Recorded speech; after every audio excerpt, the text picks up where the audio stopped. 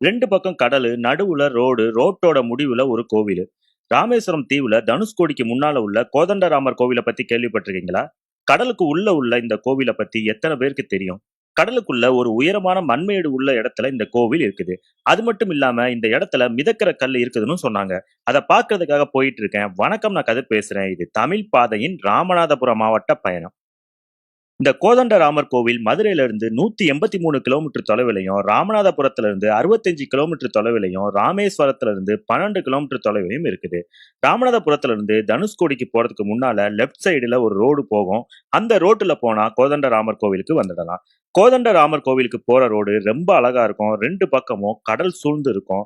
கடலுக்கு நடுவுல தான் ரோட்ல போயிட்டு இருப்போம். இந்த ரோடுல பயணம் பண்றதே ஒரு புதுவித அனுபவத்த கொடுக்கும்.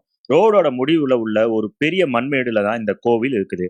கோவில சுத்தி கடல் இருக்கும். இந்த கோவிலுடைய புராணம் என்ன சொல்லுதுன்னா, ராமர் இலங்கையில இருந்து சீதைய மீட்டுட்டு தனுஷ்கோடிக்கு வந்து, இந்த இடத்துல ராவணன் தம்பி விபீஷணனுக்கு இலங்கை மன்னரா பட்டாபிஷேகம் செய்து வைத்ததா சொல்லப்படுது.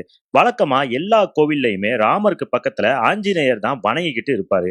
ஆனா இந்த கோவில்ல மட்டும் ராமருக்கு பக்கத்துல விபீஷணன் வணங்கிக்கிட்டு இருப்பாரு. இந்த கோவில்ல ராமர், லக்குவணன், சீதை ஆகியோர் உற்சவ மூர்த்தியா காட்சி தராங்க. இந்த கோவில்ல ராமர் கோதண்டம் வில்லேந்தி ஆயுதபாணியா காட்சி தராரு. ஆனி மாதம் ராமலிங்க பிரதிஷ்டை விழா, வைகுண்ட ஏகாதசி, ராம நவமி நடைபெறும். மற்றும் ஆடி அமாவாசை நாட்கள்ல உற்சவமும் நடைபெறும்.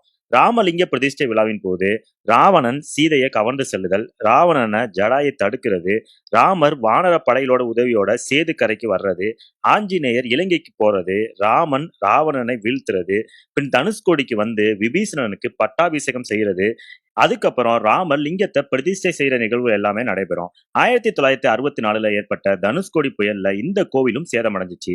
அதுக்கப்புறம் 1970ல இந்த கோவில் மிக உயரமா மாடக்கோவில் அமைப்புல உண்டாக்கப்பட்டது.